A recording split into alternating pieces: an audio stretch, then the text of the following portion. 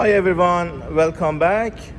Today we're going to have a look at the diagnostic procedure on these ignition coils with 4 wires.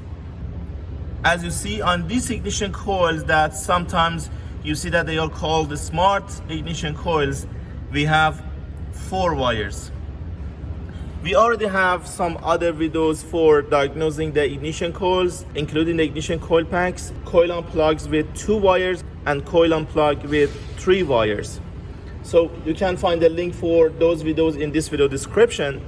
But this video is specifically for diagnosing procedure on these ignition coils, because of course having 4 wires is going to make it a little more complicated, because we need to find out what are the differences between these ignition coils with 4 wires and the other ones that normally come with 2 or 3 wires. So for that, we're going to have a look at the wiring diagram as well to identify all these wires one by one. And then we're going to proceed for diagnosing. So for testing the ignition coils, we're going to use the multimeter and oscilloscope to try all the diagnostic procedures on this car. Before starting the video, if you guys haven't subscribed to the channel yet, please don't forget to subscribe. You can also find our online courses on udemy.com. The link for our online courses are in this video description. So first of all, let's have a look at the wiring diagram exactly for this car. What you see right now on the screen is ignition coil wiring diagram for this Toyota Corolla 2012. So you see all the ignition coils right now on the screen. And as I mentioned, we have 4 wires on these ignition coils. So if we go for identifying the wires one by one, you see, for example, if you start from ignition coil number 1, you see that pin number 1, that red wire. So that one is going to provide the battery voltage when ignition switch is on, or charging voltage when engine is running. Pin number 2, that yellow wire, is IGF, ignition feedback, that I will explain shortly. Pin number 3 is IGT1. So T for timing or trigger. You may see timing or trigger sometimes on different manuals. So this one is actually the ignition coil trigger sent from ECM. So that component that you see at the top is actually engine control module, or ECM. And pin number 4, that white black wire, is ground for this ignition coil. I'm gonna show you and identify all these wires on the ignition coil on the engine as well. But before that, let's have a look at different type of ignition coils that we have very quickly to see the differences.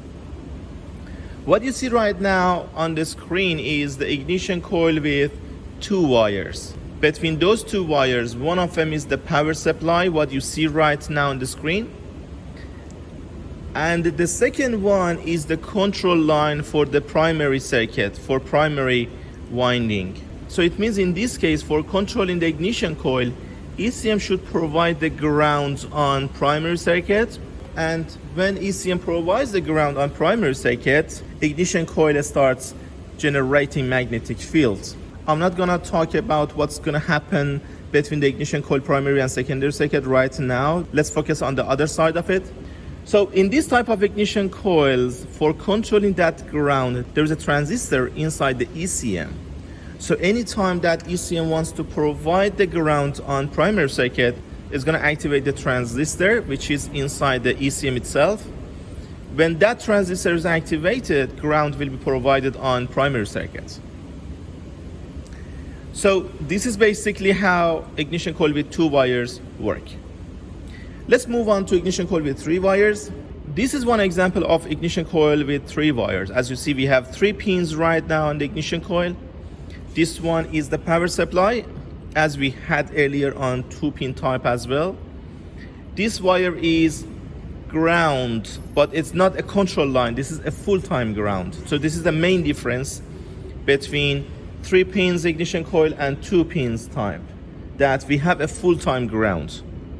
And the last one, this wire that you see right now, is the trigger or ignition timing. So this trigger is connected to the ECM to activate the ignition coil. But unlike the 2-pin coil unplug, this IGT or ignition coil trigger is not a ground for primary circuit. This is actually for activating this transistor that you see right now. So it means in this type, the transistor that used to be inside the ECM, now it's moved into the ignition coil. So it means right now ECM for activating the primary circuit and for providing the ground on primary circuit is going to activate this transistor from this IGT wire. And when that one is activated, ground will be provided on primary circuit. We already have the power and coil starts working. So we already have a full video for ignition coils with 3 wires on the channel. You can have a look. I showed you how to check them with multimeter and oscilloscope. And if we move on to ignition coils with 4 wires, what we are discussing today, we have all the features from the previous type. I mean the 3-pin ignition coils. It means the transistor is moved into the ignition coil. And we have another wire, the last wire, the 4th wire is IGF or ignition feedback. So this ignition feedback is sent back from the ignition coil to the ECM to inform the ECM that ignition coil is working properly. So the operation sequence is just like this. When you start the engine, power and ground are provided to the ignition coil. Sometimes on some diagrams you see ignition module inside the ignition coil. So that's exactly this part of the ignition coil, which does have the transistor and is responsible to send back the feedback signal to the ECM. So when engine is running, power and ground are provided on the ignition coil. Trigger signal will be sent from ECM to ignition coil to activate it. And when ignition coil is activated, feedback signal will be sent back to the ECM. But IGF is common as well. As you see, pin number 2, that yellow wire, which is IGF or ignition feedback, they are all connected to one wire and to the ECM. Because ignition coils are gonna work individually and one by one. We don't have 2 ignition coils working at the same time, right? So ignition coils are gonna work one by one based on the engine firing order. So it means if ECM is just activated ignition coil number 1, and if it receives a feedback right after that, it means that feedback belongs to ignition coil number 1. Let's go back on the engine. Let's identify these wires one by one that I explained earlier. I put the wiring diagram for ignition coil number 1 right now on the screen as well, so you see what's going on. So this red wire right here, as you see on the screen as well, this is a power supply, so we should have the battery voltage right here on it. This yellow wire, second wire, is IGF or ignition coil feedback. Third wire, which is right here,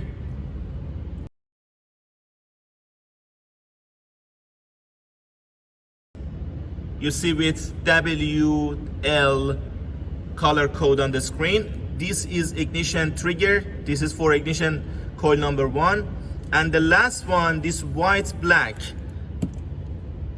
with WB color code on the wiring diagram, this is the ground, which is common with all other ignition coils. So right now we can proceed to check the wiring. For checking the ignition coil itself, because we have the ignition module inside the ignition coil, we cannot test the ignition coil itself as we used to do on ignition coil with 2 wires. So the best diagnostic procedure in this case, for example, if you have misfire on cylinder number 1, the best diagnostic procedure is to take this one out and swap it with another ignition coil, let's say for example ignition coil number 3. And after swapping these ignition coils, start the engine and check the codes again. If you see the misfire code is already moved to cylinder number 3, it means that the ignition coil itself was faulty. But if code remains here in cylinder number 1, it means ignition coil itself was good. We need to proceed for checking the wiring on ignition coil.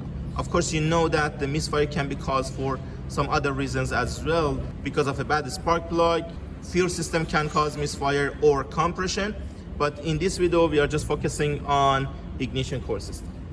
All right, ignition switch is on. I'm gonna back probe this red wire right here, which is the power supply that I showed you earlier. I put the multimeter right here so you see what's going on. On multimeter, I put the red probe over here and black one on a good ground. So as you see, we are getting battery voltage right now. This confirms that we don't have any problem for the power supply on the ignition coil. So all the wiring on the power supply from the fuse box all the way to here, it's okay and there is nothing wrong with that. If you have no power supply over here, it could be due to a bad wiring, but you need to remember that if this power supply is not provided, most likely you won't be able to start the engine as well, because this power supply is common with other ignition coils as well. So we can check the ground as well, because this is the full-time ground. But the other two wires that we have right now, IGF and IGT, if I disconnect the connector right now, let's see what we will get right now if we check the voltage on IGF. So pin number 2 is IGF, ignition feedback.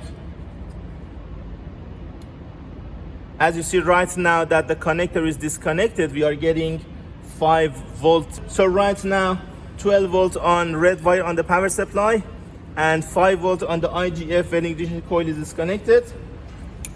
If I put this one back on, I'm gonna back probe the IGF and IGT to see how we can diagnose them with oscilloscope.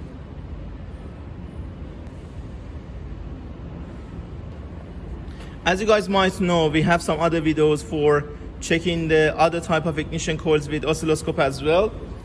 So I'm using this oscilloscope today. On the other end of the channel 1 probe, I have this red probe that should be on here and black one on a good ground. So this is channel 1. I'm gonna connect the channel 2, and this is for channel 2, which is gonna be on IGF, and ground for the channel 2 should be provided as well. Back on the oscilloscope, as you see, I'm using channel 1 for IGT ignition coil number 1, and channel 2 is IGF for ignition coil number 1. So we have this yellow waveform for channel 1 and this blue waveform for channel 2. As you see on the channel 2, which was ignition coil feedback, we already have something close to 5, as you see. On channel 1, which is ignition coil trigger, we have nothing, it's just almost 0. So I'm gonna put the channel 1 at the top. Let's start the engine and see what kind of waveform we're gonna get.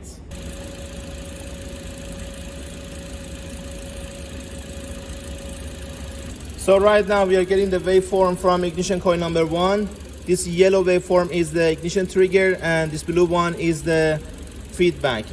So as you see right now, if I zoom this one a little, so basically the time period from here to there is when ignition coil is activating that transistor inside the ignition coil. So it means from here to there, ECM is activated that transistor, and transistor is providing the ground on primary circuit. So this is exactly when ignition coil primary circuit is generating magnetic field. And this is the ignition feedback. So it means right after having the transistor activated, ignition coil feedback will be sent to ECM to confirm that this transistor is activated. So this is basically how we can get the waveform on this type of ignition coils. As you see, they are way different from the other types. If we focus on channel 1 right now, if I show you the min and maximum voltage, I put the Y1 on maximum and Y2 on minimum right here. So as you see, the minimum voltage is almost 0 and the max voltage is almost 4 voltage on ignition coil trigger. And if I move to channel 2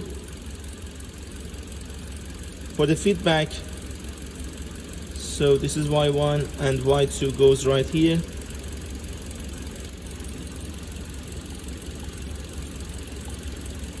So the maximum voltage is almost 4.96, and the minimum voltage is a little less than 1 volt, 800 millivolt in this case.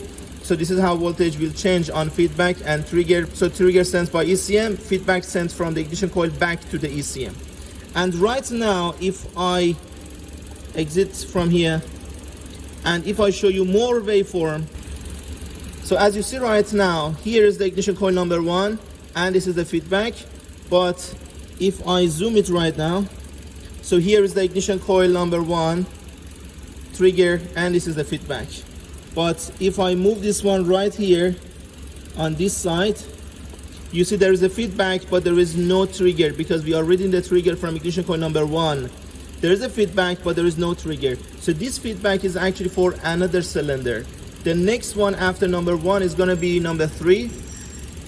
So this is a feedback sent from ignition coil number 3, but there is no trigger because we are not reading the trigger. But this confirms that cylinder number 3 ignition coil is working right now. And if I move on to the next one, you see again there is another feedback with no trigger. This is for cylinder number 4.